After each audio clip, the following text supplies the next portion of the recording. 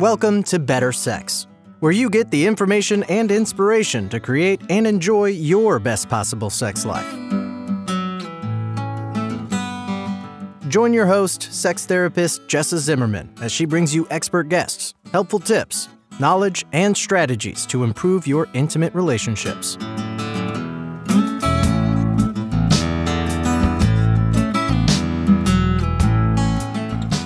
And now, your host, Jessa Zimmerman.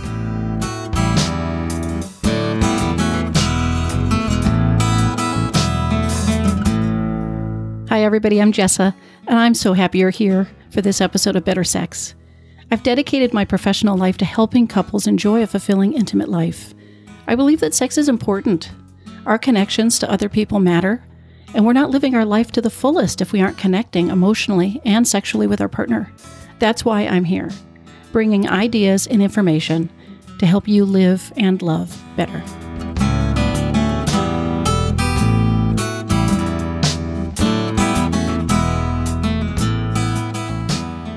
Hey, welcome. Today's topic is male sexual fluidity. And I guess I could have maybe called the episode, Is My Husband Gay? Because what we're going to be talking about is men who have sex with men, have done it in the past, or are interested in it, but still identify as straight or mostly straight, but they have the behavior or the interest that makes their partner wonder about their sexuality. Now, I have this come up in my practice with clients in a couple different ways. Sometimes someone will wonder if their husband is gay because they have no interest in sex with them. So they figure if they don't show a strong libido or a high sex drive, or if they don't want to be having sex with me, maybe that means they're gay. But the other segment that asks the question is when their partner has had sex with men, either recently or in the distant past, or whether they've got an interest in it. And it really makes them wonder, is my husband gay? Seems like a reasonable question. But the truth is that sexuality is on a continuum. There's fluidity across our life. And our behavior is different than our identity. So you can't say just because somebody's done something that it defines who they are. So I have the perfect guest to talk about this with us today. Dr. Joe Kort is a licensed sex therapist and a relationship therapist. And he specializes in sex therapy, LGBTQ issues, and imago relationship therapy. He's the author of 4 books, but the one that has brought him onto my show today is his newest book, Is My Husband Gay, Straight, or Bi? A Guide for Women Concerned About Their Men. He's a regular blogger for both Psychology Today and the Huffington Post. He's really knowledgeable, well-educated, perfect person to talk to us today about male sexual fluidity and how couples can talk about it and deal with it.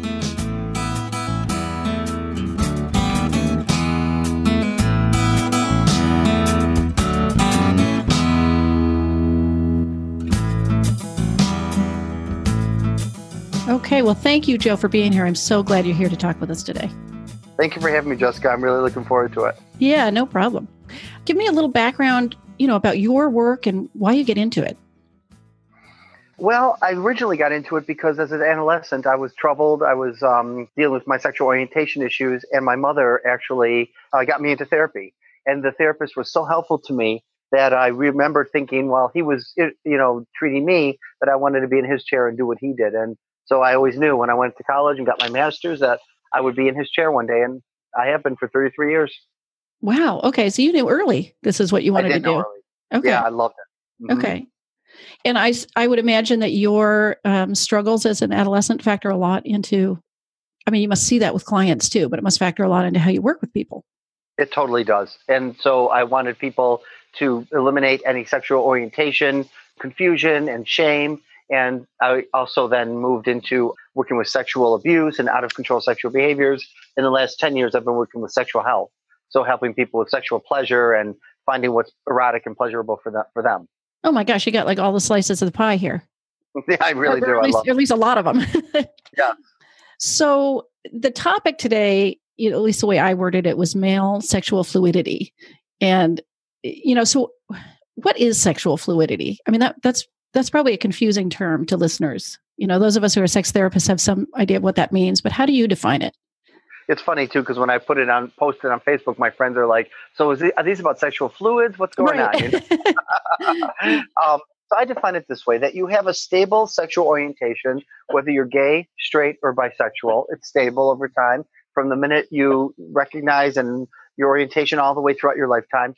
But fluidity means that if you're straight, you have the potential to have an episodic sort of incidental person come into your life, or more than one person with whom that's of the same gender. So you're heterosexual, but now you have the same gender come up and you have a sexual chemistry with them.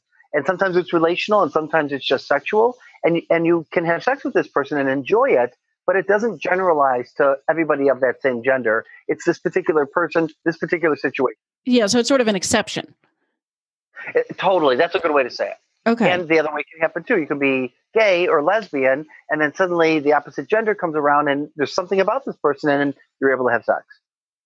Okay. So, but you do see that sexual orientation is stable across a lifetime? You don't?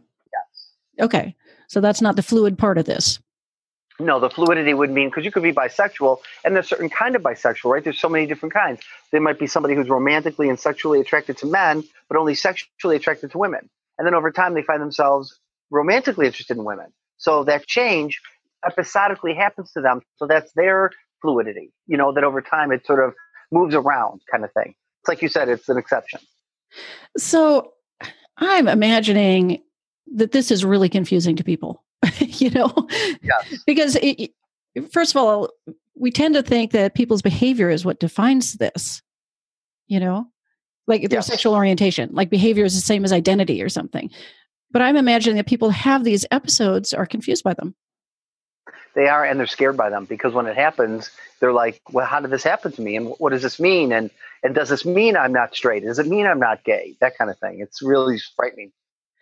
Yeah. So do you have, I didn't ask you to prepare this, but I'm wondering if you've got stories in mind. Obviously you can't talk about, individual clients, but stories that sort of illustrate the kinds of experiences that people are having and then the kinds of questions that they have about it.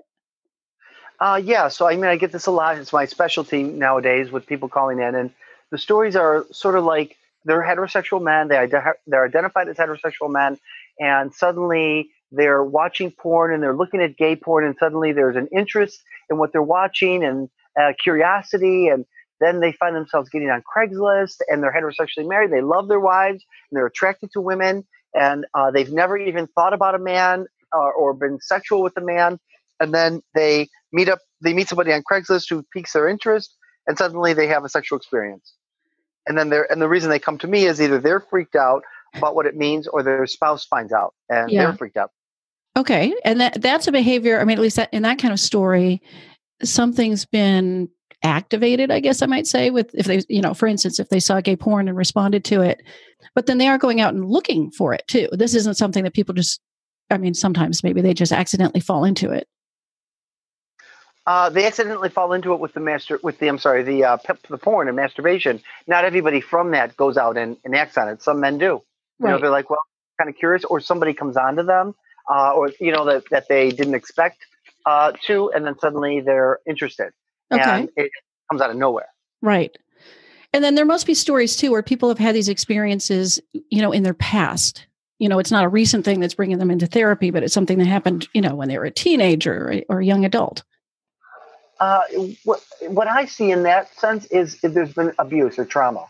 And so if there was abuse or trauma, then what they're coming into therapy for is trauma reenactment.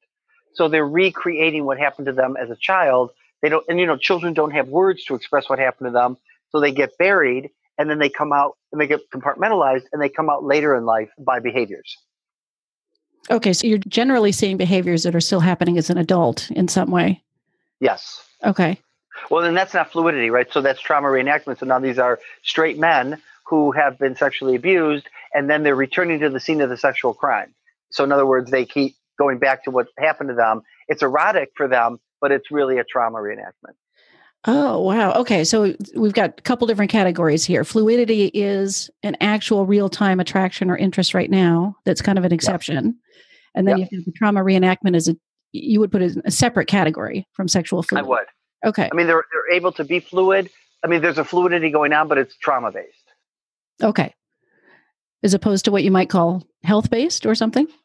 Yeah, well, so now here it gets even more confusing, right? Because now work with somebody with this trauma, and you do the right healing. They do EMDR, they do group therapy, couples therapy, individual therapy, and then they're left with still being interested in what happened to them during the trauma. And now they're able to transform it into trauma play. So in a way, that's kind of fluidity, because they weren't that way before, and we don't know if this would have ever been something they would have become, but it looks like it comes from the trauma. Huh. Okay. And then just to complicate this a little bit more, I'm imagining, some of the stories that I've heard from clients where they've had if they're heterosexual identified now, I guess that's how they identify, and they had some same-sex experiences, as a teenager or a young adult, so the exception maybe was a long time ago, but that doubt can sort of still linger about what does that mean, or how could I have done that with my best friend, Yes. And so they try to put meaning to it. And when it might have just been experimentation, it might have been a first time kind of thing. It might have been drunk. There might have been all kinds of other, drinking involved, drugs involved, whatever. Right. Or that fluidity at that stage of their life, I guess, but they haven't resolved that That's true. Yeah. Yes. Yeah. Yeah. Okay. Because we don't have permission. There's no community, or when you come out gay or lesbian, there's a community waiting for you. Bisexual, community waiting for you. That's not the case with these fluidity issues. Right. Although I have noticed, and maybe it's been your post on Facebook, I'm not sure, but I've been seeing the term mostly straight lately in social media. Yes. That's new. Yep. So is that what we're talking about here? These are people with some fluidity? No. Now, in his book, I guess it is fluidity, but he's identified. So that's Rich Savin Williams, and he's been reading his research for a long time. He's a Stanford professor, and now he's turned his research into a book. And he is talking about what we would call Kinsey ones, right? So at Kinsey 0, you're primarily 100% heterosexual. But now you move to 1, you're mostly heterosexual. Some of these people are also called heteroflexibles, right? Okay. But he's trying to identify it as its own orientation, that these guys are mostly straight, but that they have the capacity to be sexual with other men. And I haven't read the whole book. I've read his research. So he's not talking about a straight man who would incidentally have sex with another man. Okay. He's saying that these guys are mostly straight. They're not primarily straight. Right. So mostly straight is their sexual orientation that's stable across their lifetime, really. Right. Right. You're talking about which people are straight, all the way 0 and have these exceptions. That's right. Exactly. Okay. Well, okay. But I suppose, the more shades of gray or the more, maybe there should be more numbers on the Kinsey scale. Right. It just seems more and more inclusive to me too, that there's, it's just not binary. Right. And there is a better, so the Kinsey scale is what started the conversation, and what continued the conversation was Fritz Klein's grid. So the Klein grid is, he started with bisexuality, but do you know about the grid? No, I don't. Yeah, please talk about it. Oh, I love it. You can Google it. It's just called the Klein, Klein grid, and you can download it. And he goes into, it's a scoring thing. So I'd have to look it up, but you're asking people what's your sexual attraction? I'd have to look it up while we're talking, but it's much deeper. So people have a romantic orientation, erotic orientation, sexual orientation. Where do they feel their home is? Is it in the gay life, the lesbian life, the straight life, the bi life? So it's more dimensional. Okay. Yeah. So yeah, because 0 to 7 seems so limited with the complexities of human nature and sexuality. Totally. Okay. So if men, I certainly have heard about women's sexual fluidity over time. Seems like it's newer to be talking about men, unfortunately. Yes, but it is. At least it's here. What do you see in your practice with couples around this, whether they're, gay couples or heterosexual couples, and somebody's had, I don't know if you'd call it an incident of fluidity, but one of these exceptional experiences? Well, the original response is infidelity, right? So immediately the person, even if it's not acted upon, but it's introduced like, hey, I'm having these feelings. Now the partner feels like, what does this mean?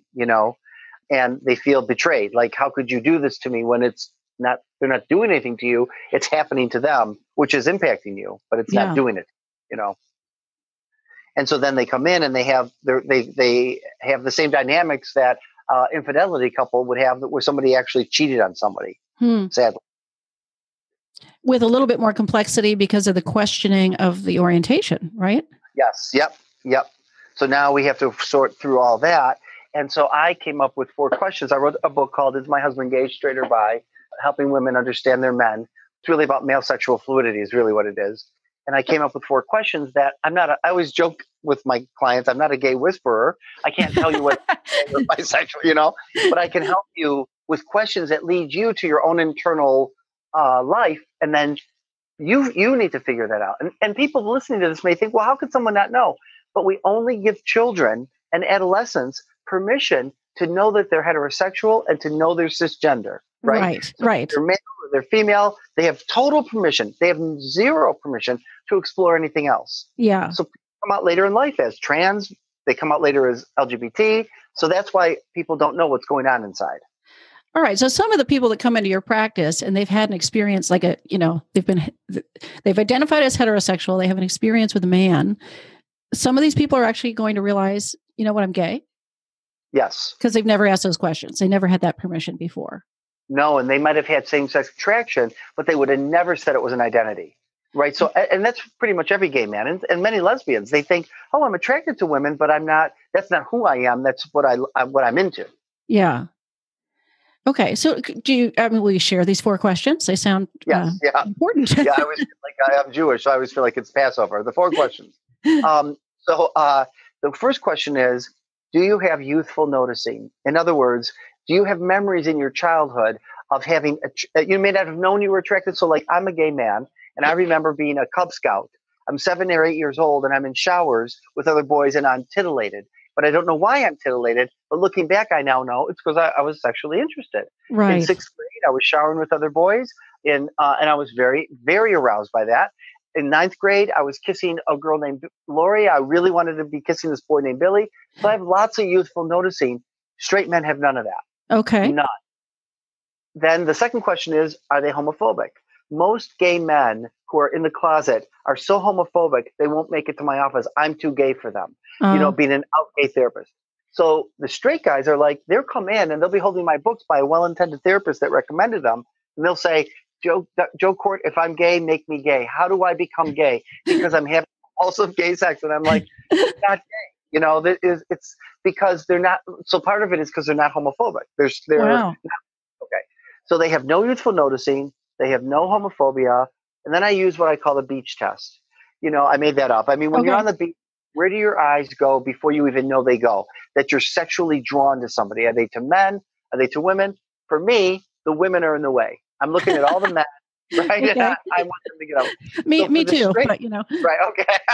So the beach test would help you know that you're not gay. Right. So the straight guys would say, I'm attracted to women. And the final question is, who do you want to come home to? Who do you want to wake up next to in the morning? And straight men always say a woman, and gay men always say men, and bisexual men might say one or the other. Okay. So I use those as my questions, and then it kind of helps them get clearer. Right. It's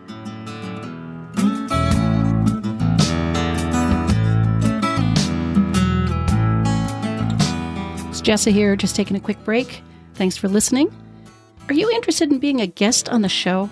I'm always looking for people with expertise to share that could enrich other people's sex lives. And I'm also interested in hearing from people who have transformed their own intimate relationship and would want to share their story with my listeners. So if you've got something to contribute to the discussion and want to see about being featured on an upcoming episode, please visit our website, bettersexpodcast.com, and check out the Be a Guest details. You'll find everything you need there.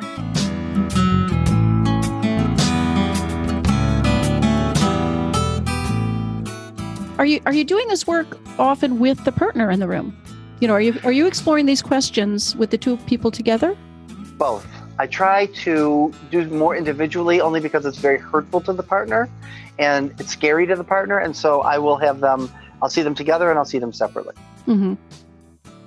I'm imagining there are people that even in answering those questions, the people don't have simple or easy access to those answers. No. If this has been something where, they never had permission, they've never looked at this before, it may not be easy to look back and remember, oh, right, when I was in 6th grade in the shower, I was having those youthful noticings. No, but most gays and lesbians know. When you ask them, and I train therapists all the time, you need to ask a gay an LGBT social history, and they'll say to you, I did have a crush on this boy. I thought I just was being possessive of him, but now I realize I was really in love with him. I just didn't know it because I didn't have the words. Okay. Well, since we're talking about male sexual fluidity, basically we're talking about somebody who's straight, who's had, a gay experience or something like that. What are the steps in them reconciling what's happened? Like, it's one thing for them to answer the question, okay, I'm straight, right? I looked at those 4 questions. I know my orientation. How do you work with them to integrate what's happened? It's so different for each person. It's a great question, and it is very, very different. So when I first did this work and I wrote my book, I thought their first worry would be that they would be infected with HIV or sexually transmitted infection. But that's not their first worry. Their first worry is he's going to leave me. Wow. And I don't want to lose him. And he's worried about that too, because he doesn't want to make her feel insecure, because he doesn't want to leave her. He has no interest in that. He just knows he's developed this interest in sexually. And the guys I work with, they're attracted to the gay sex, not to the men. That's different. Okay. The most straight guys are attracted to the men. The ones I'm talking about are interested in certain sexual acts with men. That's different. Okay. So we're sorting that out. Is it trauma-based? Are you mostly straight? Are you straight? What are you gay and you're in the closet? We're trying to help him work through all these different myriads. Mm-hmm. So if somebody's straight, and let's say let's take trauma-based first. What's the trajectory in terms of, you must have to get to the original trauma. Yes. So then the work is what happened. And so I had one guy where he was caught by his wife looking at a webcam and of penises, masturbating penises. He was masturbating as well. She walked in and she thought he was gay, and it was a crisis moment for both of them. They came to my office, and he, admitted to me privately that he actually had met some of these guys, did not enjoy it. There was a lot of shame around it, but didn't even a lot of gay and bisexual men will say, I had a lot of shame, but I enjoyed it. Yeah. This guy said I had no enjoyment around it. And I asked him, what kind of men are you looking at? What kind of men are you attracted to? And there was no men. It was all focused on giving the oral sex to the man. Okay. That's all it was. And so then in his history, he had a history of being abused, where his brother and male cousin, were chewing gum. He wanted a piece of gum. They wouldn't give him one unless you perform oral sex on us. He said no. They said then no gum. He said then I'll do it, because he was 10 and they were 15. Yeah. And he did start to do it, and they threw him to the ground and they spit the gum out on him and called him, you're a fucking faggot. And so that was a trauma thing. So for him, he was returning to that scene of the sexual crime, trying to, the narrative was coming out erotically. Does that make sense? Yeah. Yeah. So now the work was and he cried when we put those two together. That was a moment. And then the work was, we did EMDR, we did couples therapy, individual therapy. And for him, the goal was, instead of it managing him, he had to learn for him to manage to be in control of it. And we were able to do that. And he continued having sexual interest in looking at men on webcams and thinking about giving oral sex, but not acting on it. And it wasn't compulsive anymore. Okay. So that's where it's transformed into, what'd you say, trauma play? Totally. Yeah. Yeah. So that it can still be a place for sort of erotic energy or interest in a positive, enjoyable way. Yes. So do you find that's the biggest difference between trauma-based activity and fluidity, is the enjoyment part of it? You mean in the trauma reenactment? Yeah. Yeah. So they still might enjoy that. Yeah. Yeah. Yep. They would still enjoy it. Yes. Okay. But it wouldn't feel right, to who they are. Yeah. All right. And the fluidity episodes, incidents are generally enjoyable too, I would imagine. Yes. Although there might be shame and confusion. Yeah, shame and confusion, because it goes against who they think they are. That's the biggest issue, Yeah. All right. So for people listening, if we've got a couple here, an individual who's had an encounter with somebody that surprises them, right? Or a partner that has found something out or has learned about this, what's your advice? Where do they start? I mean, they're not all in Michigan where they can come see you. So No, it's really hard. I mean, and therapists aren't trained in this. There's no support groups online for this. Sometimes they go to the support groups for gay husbands, and it has nothing to do about a gay husband. I mean, the first thing to do is get online and start reading articles. And I have tons of articles. And there's a woman named Jane Ward that has written articles about it. And now Rich Savin's writing about it. So it is growing. Okay. So I guess I'll ask you for some of those links and I'll put them in the show notes. So that could be a starting point. Yep. And then I was going to say, then just having conversations with your partner and being open to all kinds of possibilities, which is very hard. Yeah. Because a knee-jerk response must be an immediate fear that they're gay. I mean, assuming it's a man who had sex with a man. Yes. Right. Totally. So trying to create a little bit of space around that may not be the explanation. Yes. Any other advice for those conversations in terms of, how they can navigate those on their own if they're not? I don't think that they can navigate it on their own, honestly. I mean, I think they need to go to a therapist and arm that therapist with information and say we need to communicate. And really, the therapist's job shouldn't be to. I have some expertise around this, but really, I share my expertise and then I get out of the way. I let the couple try to figure this out on their own. Yeah, I have no idea where it's going. Right. And I suppose they could get your book, which sounds like they could get my book. Yeah, because that is for lay people, right? That's just for people out in the world. Yes, that could use this help. Okay, that's great to know. It really is. All right. So, anything else you want people to know about how to work with you or how to learn more? I really don't have a lot of other resources. It's terrible to say. There's none for this. I think it's growing, and the younger people are less bothered by it. Like under 30, the millennials, they're less bothered by it than the older generation. Yeah. Oh, that's actually a really interesting. That raises a question in my mind about what you are seeing in terms of different demographics of people. Because I agree with you, younger people that come into my practice are much more open and aware of fluidity. It just seems like they flow with that very easily. Yeah. But are there other segments of the population or clients that you see react to this kind of thing very differently? Religious people who are religious. Yeah, that's very hard for them. And who are very strict in their ethnicity, right? So I've had Arab Americans, Black Americans. I mean, this is like an assault on their community and their, culture. Yeah. Wow. Hairy stuff, really. It really is. And the hardest thing for the men, women are less bothered by this. Men want to know, am I gay, straight, or bi? And if I can't help them and they seem like they're more sexually fluid, that's very upsetting to them. They don't want to be fluid. They want to know. Where women are more easily willing to be fluid. Wow. Okay. And would you say, I know there's probably not a generalization for this, but by the time people have come to terms with this, they've figured out their orientation if they weren't clear about it before. They understand where the fluidity came from. What are the ways people proceed from there? I mean, do some people, that's it, they never do it again, or other people are sort of, this is now part of their sexual repertoire? What's the range of? Great question. It's all over the board. Everybody's different. Okay. I've seen it go lots of ways, but what happens is so the other thing, so you did ask me the trajectory. There is a trajectory of, you kind of do the same work you're doing with infidelity couples where, how rebuilding trust.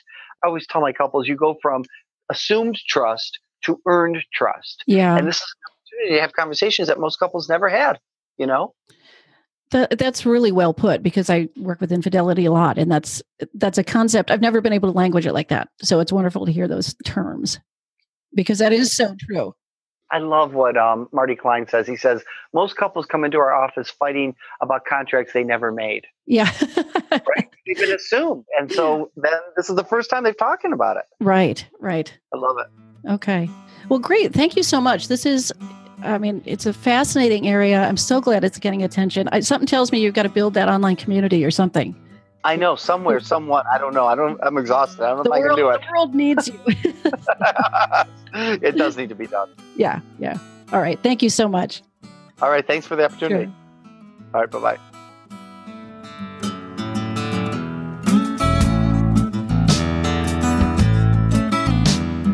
You've been listening to Better Sex. Please visit our website, bettersexpodcast.com, for show notes and additional episodes.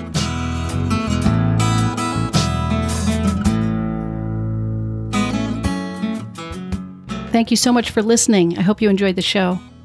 If you found that this episode resonated with you, I would love to hear from you. You can leave me a comment on the episode page. You'll find a link in the episode description. And if you've got time, again, please visit iTunes, subscribe to the podcast, and consider rating and reviewing the show. That's what helps other people find us. Thanks so much. See you next time.